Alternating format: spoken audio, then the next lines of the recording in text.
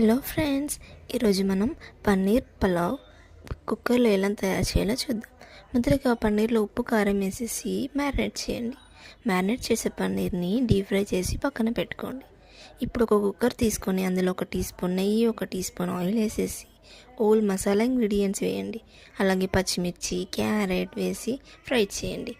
అలాగే ఉల్లిపాయ, కొత్తిమీర అండ్ టమాటో వేసి కుక్ చేయండి. ఇందులో కొంచెం పసుపు, అల్లం వెల్లుల్లి పేస్ట్, రుచికి సరిపడా సాల్ట్, కారం, ధనియాల పొడి అండ్ బిర్యానీ మసాలా వేసి ఫ్రై చేయండి. ఇందులో ఇప్పుడు మనం రైస్కి సరిపడా వాటర్ వేయండి. వాటర్లో నానబెట్టిన రైస్ వేసేసి అందులో మనం డీప్ ఫ్రై చేసుకున్న పన్నీర్ ముక్కలు వేయండి.